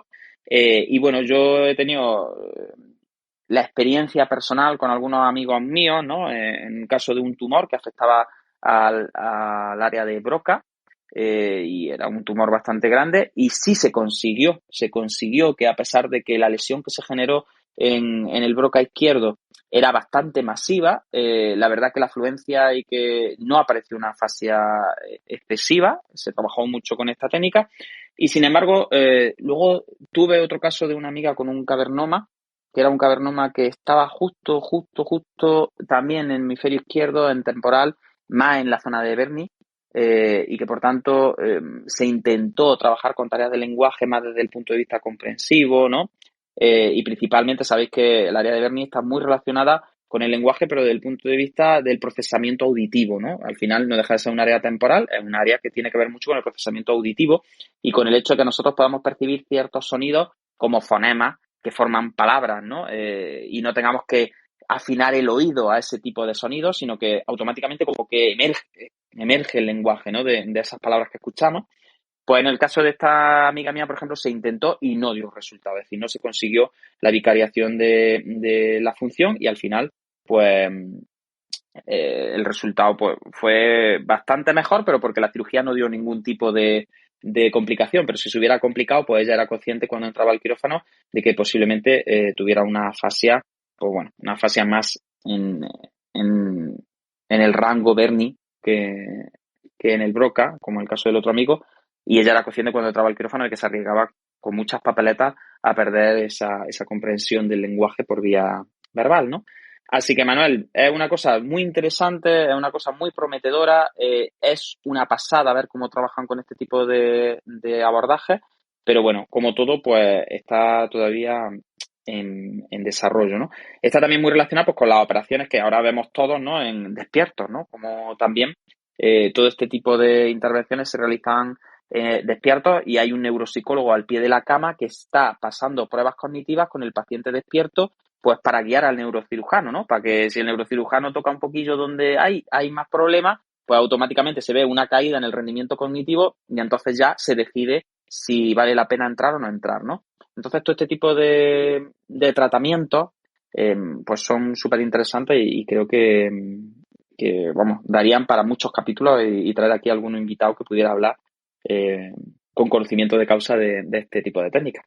No sé si tú conoces a alguien o Mode que haya sido sometido a este tipo de prehabilitación y los resultados, o no sé si habéis tenido algún caso en infantil o con algún adulto, pero ya digo, son súper. Yo concretamente de prehabilitación, no, sí del mapeado cerebral durante la operación, de esas operaciones con el paciente despierto y realizando un mapeado cerebral, sí hemos tenido pacientes, además que te lo describen, pues eso, cómo le van realizando diferentes pruebas cognitivas durante la realización, le van midiendo diferentes zonas para ver el cirujano un poco por dónde puede o por dónde no puede entrar. Entonces, pues sí, yo en ese caso sí, no sé si Mode conoce alguno o no. Sí, yo Dígame, también, Mode. lo mismo que ha comentado Manu, seguramente conozcamos al mismo. Y creo que María está hablándonos, pero no puede hablar, no sé qué le pasa. María, manifiéstate. Sí, María, sale como si tuvieras el micro abierto, pero no te escuchamos. No sé si alguien la escucha, pero a ver. Mira, lo que voy a hacer es que te voy a mover a la audiencia y te vuelvo a subir, ¿vale? A ver si así se reinicia un poco. Yo siempre soy muy informático para estas cosas, ¿no? Yo lo que hago es reiniciar, apago y enciendo. Entonces, mira, María, te voy a invitar a hablar porque antes sí te escuchábamos, así que, a ver, ¿estás ¿Ahora me arriba ahora? escucháis? Ahora te escuchamos, ahora sí, María, ¿ves? vale. Es que no hay nada como reiniciar el ordenador, si esto es lo de Sí, siempre. tal Apaga cual. Vale, nada, yo solo quería preguntarte, Juan, que en el caso de los dos conocidos, ¿realizaron antes un entrenamiento de estos intensivo o no lo sabes? Sí, vaya, en el caso de estas dos personas, además que yo incluso fui invitado al tratamiento y se hacía tal cual.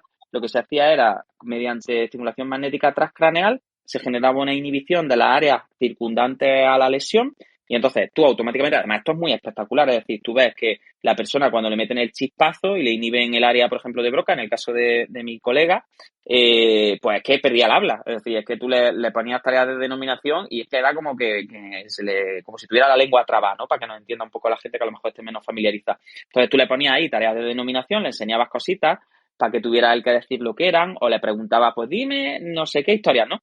Entonces tú veías cómo cuando le realizaban la inhibición de esta área, como que hay un periodo de tiempo en el que tiene dificultades. Entonces lo que hacían era, iban como alternando la inhibición de estas áreas, la inhibición mediante estimulación magnética transcraneal o inhibición magnética transcraneal en este caso, y le metían un montón de caña en denominación, imagínate, ¿no? Y entonces estaba allí el logopeda y el neuropsicólogo y empezaban, venga, pim, pim, pim, pim, pim, pim, y era como muchísimo rato, muy intensivo, con unas cargas de tratamientos brutales. Y entonces iban como eso, como imagínate, como si tú estás acostumbrado a montar en bicicleta de una forma determinada y yo lo que hago es pues que te pongo una rueda distinta y te digo, venga, coge la bicicleta y tírate por ahí. Pues al final lo que están provocando de una forma así como muy de andar por casa, dicho, es precisamente eso, inhibo el área que me interesa, que cambie de función y a la vez someto a ese organismo, a ese sistema nervioso, a mucha carga de esa tarea. Entonces, lo que favorezco es que otras áreas que no están siendo inhibidas tengan como que coger el papel y implicarse en esa función. Por tanto, como que me voy llevando la función desde las áreas que tienen el tumor o que tienen la zona que se puede dañar hacia otras. Y por tanto, si pasara algo en la operación y hubiera que retirar más de la cuenta, cuento ya con esa especie como de entrenamiento y esa activación previa de otras áreas que pueden compensar a las que han sido lesionadas durante la operación. Digo lesionadas para que se me entienda, pero vaya, que es inevitable que cuando uno entra, ¿me entiendes?, en una intervención quirúrgica de este tipo, pues muchas veces se lesionen esas áreas, pero porque es que si tienes un tumor ahí, no hay más narices que, a ver, ¿qué vamos a hacer? Claro, Entonces, pero eso solo se podría hacer en funciones que estén en zonas muy específicas, ¿no? Porque si no es súper difícil. Sí, yo lo que he leído principalmente es en funciones que están muy localizadas y que son muy dominantes. Pero en teoría hay otros abordajes que también se están haciendo por ahí con estimulación directa transcraneal, en el que lo que se hacen son inhibiciones incluso de un hemisferio completo, fíjate, y son áreas que están mucho menos localizadas. Entonces, imaginaros, en el caso, por ejemplo, que comentaba antes Manuel, ¿no? que podemos hablar luego de cuando se produce una lesión nerviosa en el encéfalo, automáticamente ese área es inhibida. Es decir, es como que el hemisferio que no ha sido lesionado dice, uy, había una lesión gorda en el otro y entonces yo, en vez de facilitar a ese que ha sido lesionado, en vez de rehabilitarlo, que no tendría sentido, el hemisferio que ha sido menos lesionado dice, no, yo a ese le tengo que callar la boca, lo tengo que inhibir porque está malito. Entonces yo me tengo que hacer cargo que soy el que no estoy malito. Bien, pues fíjate, con transcraneal también lo que se está haciendo últimamente es inhibir y con corriente eléctrica directa, lo que se hace es inhibir al lado menos afecto para que no se produzca esa inhibición desde el lado menos afecto al afecto. Es decir, como que se le da la oportunidad al lado afecto de no ser inhibido por el otro. Y se dice, no, tranquilo, hay tiempo.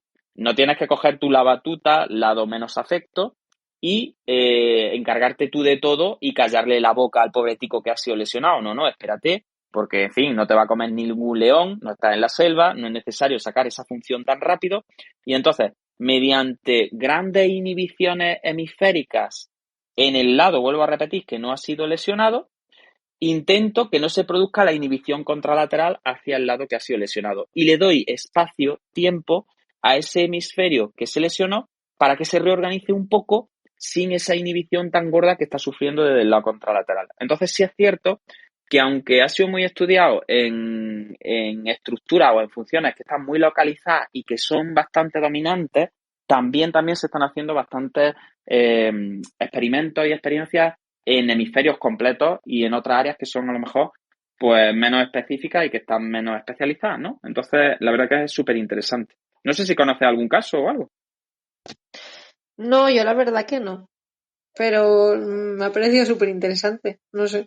Sí, de hecho, por ejemplo, en áreas motoras, saliéndonos un poquito de lo cognitivo, se está haciendo, por ejemplo, la facilitación del área suplementaria y premotora del lado lesional, cuando, por ejemplo, las lesiones son muy motoras primarias o muy incluso de ganglios basales, se están haciendo para favorecer esta plasticidad, activaciones del área premotora y suplementaria del mismo lado de la lesión.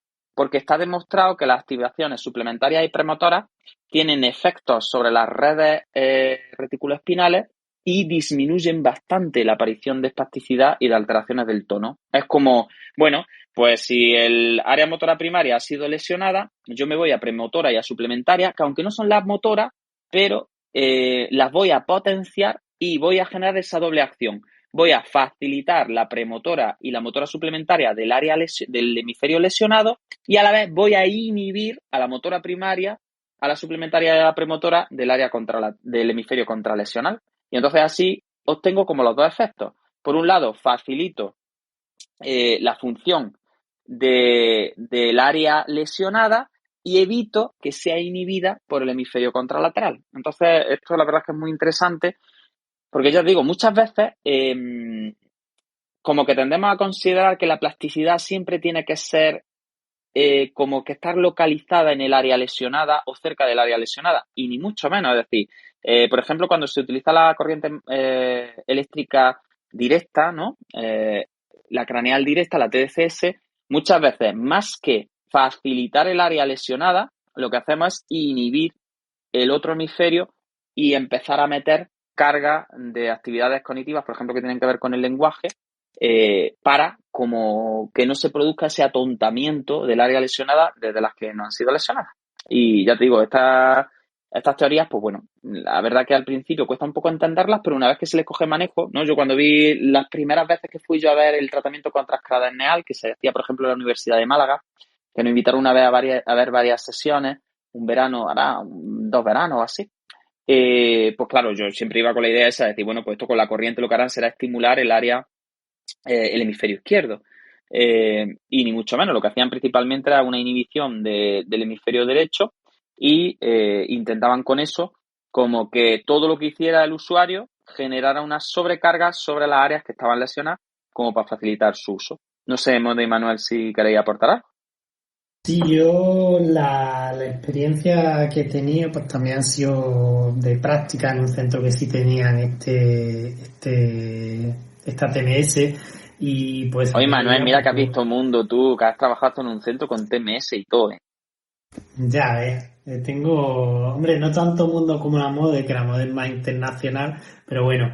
Y sí es verdad que a mediodía pues jugábamos un poco a jugar con el aparatillo, y eso, y estimulábamos áreas, y yo recuerdo muy bien pues esa inhibición de área de Broca, que a mí no, personalmente no me la hicieron porque me daba un poquillo de repelús, pero sí se la hicieron a una compañera. Y es que literalmente la persona era una cosa temporal, pero en 5 minutos pasaba a tener una fascia completa de tipo Broca, bastante llamativa. Sí es verdad que eso, pues los efectos se pasaban rápido, pero se veía un efecto bastante potente. Y obviamente eso a mí me dio mucho que pensar que tenía mucha aplicabilidad en el tratamiento, y que yo creo que en los próximos años se va a seguir puliendo mucho esa técnica y vamos a ver cosas bastante interesantes. Pues sí, estupendo. La verdad que siempre salen cosillas aquí. Nos desviamos un poquito del tema, pero bueno, como hablamos de lo que nos apetece, y al final está relacionado con la plasticidad, por supuesto, porque al final, fijaros que lo que estamos buscando con este tipo de técnicas es generar una potenciación a largo plazo de áreas que son distintas a las áreas que han sido lesionadas o, pues eso, evitar la inhibición que se produce de áreas contralesionales en ese intento de supervivencia del sistema nervioso rápida y pararle un poquillo a los pies y decir, no, vamos a ver, espérate un poquito, que lo mismo, como no estás en la selva, da igual que intenta utilizar un poco la manita que tienes peor porque, en fin, no te va la vida en ello y a lo mejor si esperamos que se reduzca ese edema y esperamos a no empezar a compensar desde el principio, pues posiblemente saquemos una función de ese brazo mejor que si rápidamente empezamos a utilizar el no afecto y empezamos a inhibir las funcionalidades desde el principio, ¿no? Entonces, yo creo que esto es muy interesante. Y bien, si os apetece, como al final nos enrollamos, son ya las 10 menos 25,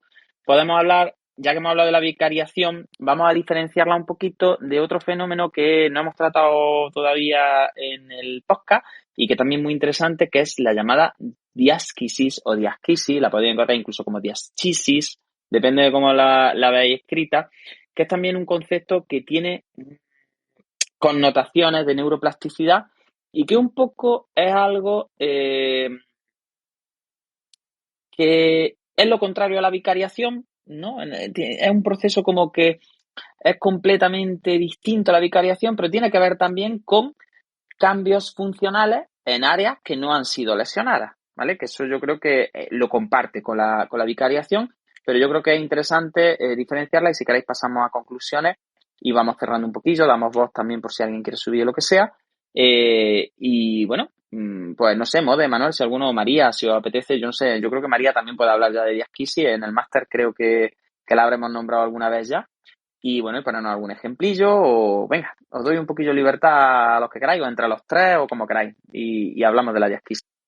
Bueno, yo si nadie se anima, yo es que es un concepto que le tengo mucho cariño porque siempre me voy a acordar que el primer paciente que valoré cuando entré en AISE me dijo, Juan, nada, muy fácil, tiene una diasquisis frontal cruzada. Y yo me quedé así como un poco, vale, pues ya está, ya me lo has dicho todo. ¿Qué términos más antiguos utilizaba yo en ese momento, Manuel?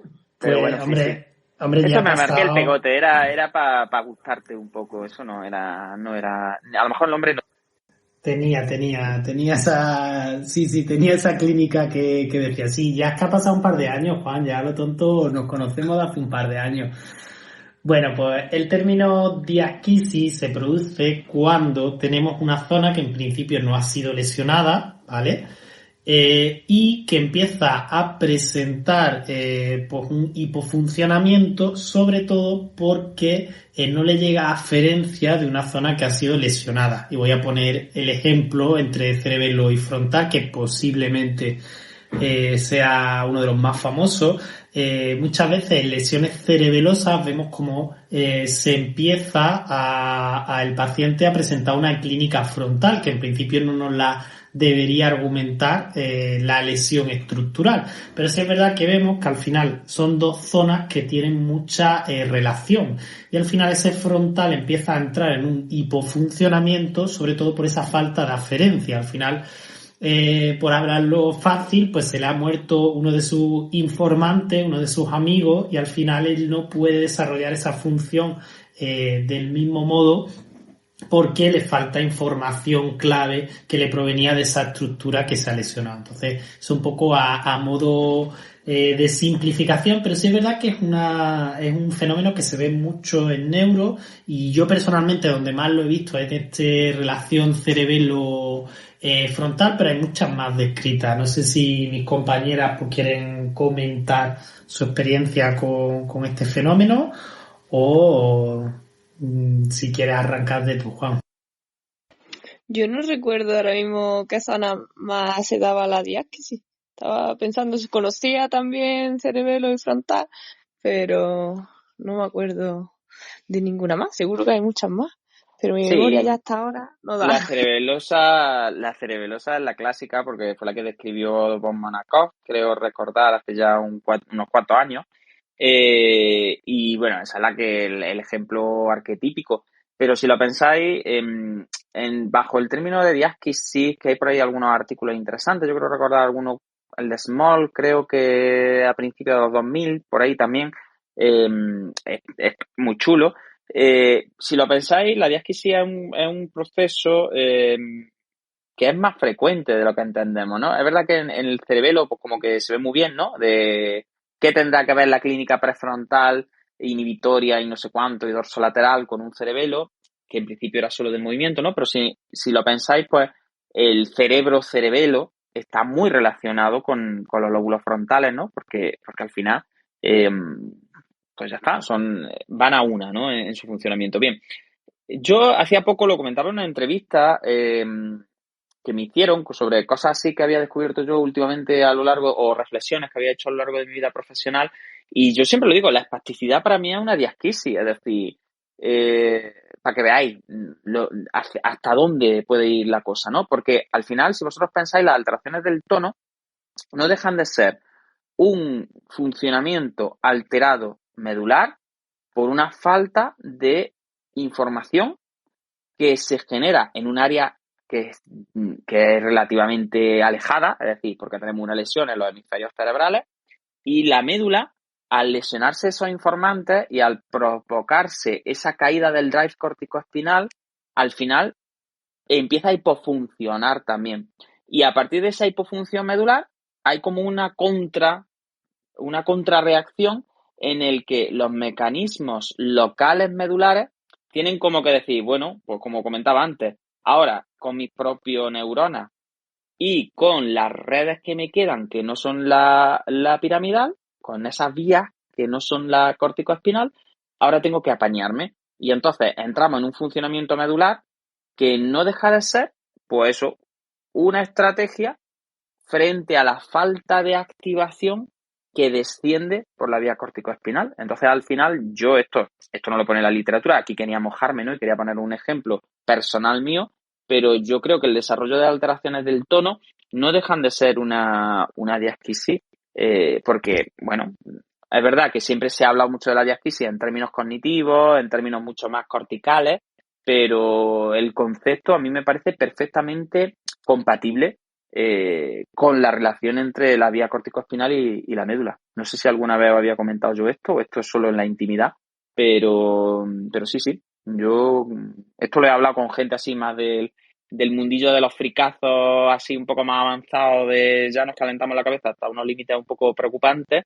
Y sí, yo siempre he dicho que para mí la espasticidad es una diasquisis córtico-medular, por ejemplo. Sí, yo esa idea te la había escuchado en algún momento, incluso es que no recuerdo ahora mismo la referencia, pero si no me equivoco, en una de las referencias que hemos hablado este año, durante temporada del podcast, se hacía referencia a diferentes tipos de diasquisis y una de que comentaban era esa córtico-medular, sobre todo en daños medulares, y si no me equivoco hablaban mucho de clínica de tipo cognitivo muy asociado al movimiento, muy asociado a la forma que se planifica y se organiza un poco al movimiento, y secundaria a una lesión medular, y la justificaban un poco por esos fenómenos de diasquisis. Sinceramente no recuerdo ahora mismo exactamente la referencia, porque al final analizamos muchos artículos a lo largo del año, pero sí es verdad que tengo esa iluminación de que eso lo he leído yo en algún momento, aunque ahora mismo no sepa muy bien dónde decirlo. Y sí es verdad que muchas veces aparece esa un poco clínica, obviamente no tan marcada, como estamos hablando, como una suplementaria o como una premotora de organización del movimiento, pero ciertos matices que te hacen pensar un poco en esa línea. Sí, en alguna lesión troncoencefálica también lo he visto descrito, pues por lo mismo, sobre todo con los sistemas reticulares ascendentes, pues es verdad que si aplica un poco la teoría de lo que es esta alteración del funcionamiento como a distancia, ¿no? En distancias largas dentro de lo que es una distancia larga en el sistema nervioso, pues es verdad que algunas lesiones troncoencefálicas también generan esos déficits de activación que pueden generar hipofuncionamiento de algunas áreas, pues pueden ser también los propios lóbulos frontales e incluso algunas zonas del parietal que están muy relacionados también con los niveles de conciencia. Entonces es verdad que es un fenómeno que está muy descrito en ciertos cuadros, pero que habla mucho del entendimiento que tenemos del sistema nervioso hoy en día como un sistema que funciona en redes funcionales que tienen ciertos nodos que son más importantes desde el punto de vista de la atracción de la función, que están más interconectados. Y bueno, también lo comentábamos incluso cuando hablábamos, como decía Manuel, del artículo de la paradoja medular, pues también estuvimos hablando de eso, de cómo incluso la propia médula no es lo mismo una lesión grande en ciertas áreas funcionales que una lesión pequeña en ciertas áreas funcionales. Es decir, la localización es importante muchas veces más que el tamaño. Y precisamente la localización es importante porque hay zonas que son auténticos nodos de información en los que redunda mucho esa información y que por tanto es muy fácil que si deja de recibir información de otras áreas, pues se genere ese hipofuncionamiento que pueda dar clínica de un área que en principio no ha sido lesionada porque otro área ha sido lesionada a distancia, ¿vale? Entonces, esa sería la definición de diásquisis o diasquisis más aceptada, tanto el hipofuncionamiento de un área por la lesión de otra, como también la inhibición de algunas regiones homólogas que están en el otro hemisferio o que siempre con ese componente como de distancia, ¿no? De lesión a distancia, lesión funcional a distancia de la lesión estructural, ¿no? Sería como la definición de diasquisis así de las 10 menos cuarto de la noche. Así que, bueno, pues si os parece, vamos a ir cerrando tema.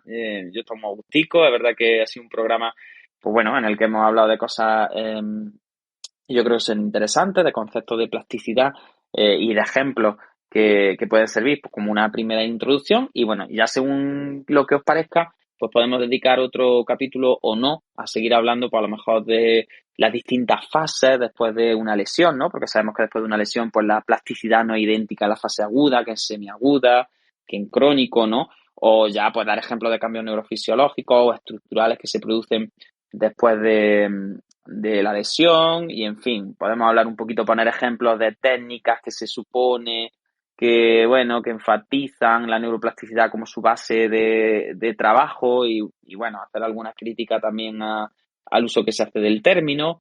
En fin, yo creo que, bueno, la neuroplasticidad pues daría para una temporada completa, pues porque, ya os digo, como decíamos al principio, es un término del que se abusa mucho y espero pues que hayamos podido dar un poquito de luz así de una forma que no sea muy árida, siempre un poquito entretenida, ¿no? Para poder en 1 hora y media hablar de conceptos interesantes, pero siempre respetando un poco ese tono, ¿no? De darle menos seriedad al tema. Así que, Manuel, pues ya está. No sé si queréis aportar algo, dar alguna opinión, contarme un chiste, lo que sea, y nos vamos a cenar, que mañana hay que trabajar. Ay, Manuel, vas tú. Bueno, voy yo. Empieza a cortar el micrófono. Pues nada, yo creo que sí, que otro capítulo de neuroplasticidad hay que hacerlo. Y a mí me gustaría terminar, como empecé hablando de la recuperación funcional tras un daño, pues bueno, ya me ha quedado claro que que no siempre, que la plasticidad se da siempre, que no tiene que haber un daño, pero sí que quería decir una frase que me ha gustado mucho, que he leído hoy, es que el nivel de recuperación funcional no va a depender exclusivamente de los factores de plasticidad, sino que va a haber otras variables de naturaleza psicosocial y del entorno que van a tener que ver en ese nivel de recuperación. Con eso cierro yo hoy. La frase sistémica de cierre de Model. Yo la verdad es que también estamos muy a gusto y creo que es necesario hacer pues este segundo un poquillo más entrando en materia y seguramente entrando un poco más en detalle en lo que es la rehabilitación nuestra del día a día. Así que me parece interesante. Además, como spoiler y para intentar crear un poquillo de expectación, estamos preparando un directo un poquillo más participativo, porque sí es verdad que estamos últimamente más escasos de participación. A mí me dio mucha envidia sana el otro día los logopedas. Y bueno, por lo menos invitar a todos los fisios que cuando quiera que se pasen por el grupo de Telegram, por estos directos, o que vayan aportando un poco su granito de arena. Pero estamos preparando un directo que seguramente pues, o sea, en 2 o 3 semanillas, mucho más participativo y por lo menos que nos callemos nosotros un poquillo un día que ya yo creo que nos tenemos que hacer un poco pesados también. Así que nada, nos vemos nosotros mañana y el resto de gente nos vemos la semana que viene hablando seguramente de otro tema muy interesante. Entonces ya no quieres hablar más de neuroplasticidad, Manuel, Sí, porque sí, ya has dicho sí. que la semana que viene... Ah, vale. De un tema... Entendido, no. digo, mira, No he querido porque digo, lo mismo se lo quieren dejar para otra semana. Yo neuroplasticidad la semana que viene sin ningún problema. Hombre, yo qué sé, yo digo, mira, digo, el Manuel ha cerrado el tema, digo, ha dicho nada, la semana que viene otro tema muy interesante, ya dejamos la neuroplasticidad tranquila hasta los restos. Bueno, pero es que la neuroplasticidad es un tema interesante, por eso. Ah, bueno, vale, ya está, yo, además, si es que Manuel ha leído muchos libros para la neuroplasticidad y todo, seguro que la semana que viene le ha dado tiempo a leerse otro par de libros y podemos hablar de algún capitulillo de Broken Movement, de Krakauer o alguna cosa así, que también trata mucho sobre neuroplasticidad y cambios neurofisiológicos después de la lesión. Así que venga, a ver si os atrevéis y hablamos del Broken Movement. Ahí, venga, os voy a tirar ahí un guante. Y lo hacemos de una forma así entretenida. Así que ya está, hasta la semana que viene. No sé cómo lo veis. Hombre, del libro entero no, Juan, tiene muchas páginas. Yo creo que el libro entero en una hora y media, no. Sí, un capitulillo no, claro. Nos da tiempo hacer algún capitulillo. En una semana nos da tiempo de leérnoslo y de intentar resumirlo en una hora y media. Yo creo que sí. Yo creo que podemos recoger el guante.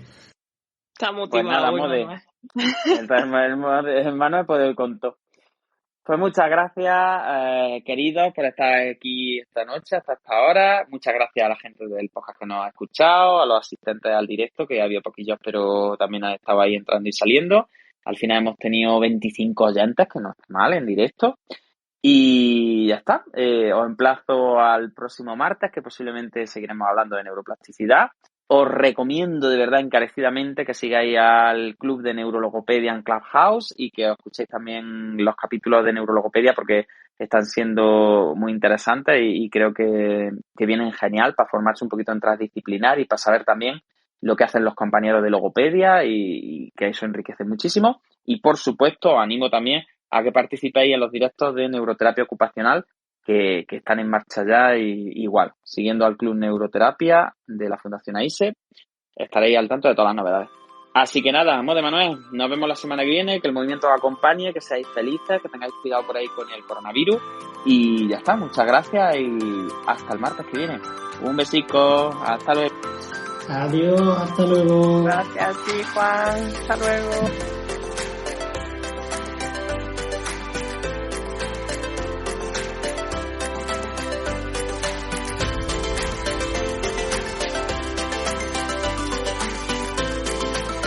Neuroconciencia, del caos a la sinergia.